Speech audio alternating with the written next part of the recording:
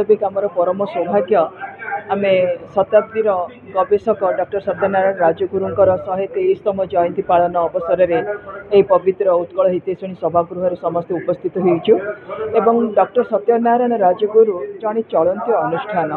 साहित्य जगत में कहतु राजनीतिक जगत में कहतु ऐतिहासिक गवेषक जगत में कहतु एवं समाज संस्कारक भाव में कहतु से समस्तंकर पूज्य एवं तांको भी ए जाति मन रखा उचित जे केवल सत्यनारायण राजगुरुंक पई आमे आमर भाषा क्रम विकास कौन आमे जानी पारिले पाली प्रकृत अपभ्रंश किपरि आमे उग्रमागति को पाई पारिले एवं सेटा सत्यनारायण राजगुरुंकर अवदान एवं अनेक गवेषणा करके भी से प्रतिपादित करिसेंती जेमिति कि जयदेव आम ओडिशार आमर जो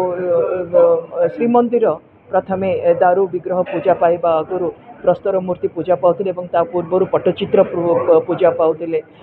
सेटा भी से तार सत्यता प्रतिपादन करिसेंती एवं अनेक संस्कारमूलक कार्यक्रम मध्य करिसेंती जेंति प्रौढ़ शिक्षा कार्यक्रम एई पारलाखेमुंडीर तेलीसाही रे रखिकी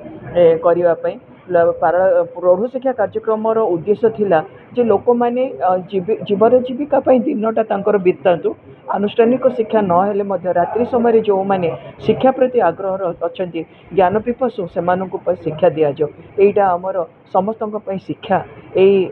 मूल आमर रही सत्यनारायण राजगुरुंकर प्रचेषा। डॉक्टर सत्यनारायण राजगुरु पद्मश्री डॉक्टर सत्यनारायण राजगुरुंकर 123तम जयंती उत्सव पालन महासमारोह पालन होती जड़े ऐतिहासिक जड़े गवेषक जड़े प्रत्नतत्वविद माटीर अम्लान पुरुष एवं किंबदंती पुरुषों संपर्क में आज जो आलोचना है वास्तविक बहुत भल लगे यही अवसर में आम डॉक्टर भाग्यलक्ष्मी मल्ल महोदय भुवनेश्वर आसिक आम मुख्य अतिथि आसन ग्रहण करते से बहुत प्रतिश्रुति दे गले कि आम परिवर्तन करवा एवं डॉक्टर सत्यनारायण राजगुरुंकर चेयर प्रतिष्ठा करने से गोटे आयोजन कर तत्सहित यही जो 140 वर्ष ऊर्ध्व यही जो आम सभाकक्षे अच्छी आम उत्कल हितैषणी समाज तार किसी परिवर्तन करने चाहते आउ सी तो बहुत कथा आमको सांत्वनामूलक देइछंती एवं भगवान आशीर्वाद से कार्य सफल हो केवल समय अपेक्षा में रहीचु। अवसर में मुझे सभार योगदान करिथिबारु निजको गर्वित मन करुछि एवं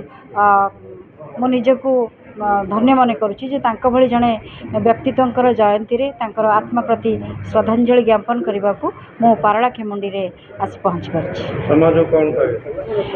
समाज को मो निश्चित भाव में यह कहबी जे केवल सभा समिति भितर पद्मश्री सत्यनारायण राजगुरु कन्फाइंड न रुहंतु से प्रत्येक विद्यालय महाविद्यालय विश्वविद्यालय पिलामानंक पाखरे पहुँची जातु कारण तांकर से जो अभिलेख को जो लिपि तत्व को जो भली अतीत को से वर्तमान रूपांतरित करिसेंती अतीतर कथा जदि आमे न जानिबा ताहले आम जातिर ऐतिह्य परंपरा अस्मिता संस्कृति विषय जानि परिबानी एवं आम राज्यर सामाजिक सांस्कृतिक आर्थिक परंपरा से इतिहास भितर सन्निहित रही कथा जेहेतु पद्मश्री सत्यनारायण राजगुरु लिखिंट कही पारिछंती तेणु प्रत्येक छात्र छात्री से विषय रे धारणा रहिबा दरकार। तेबे एभली किछि गुरुत्वपूर्ण खबर देखिबाकू चाहंती आम चैनल को लाइक सब्सक्राइब और शेयर करंतु।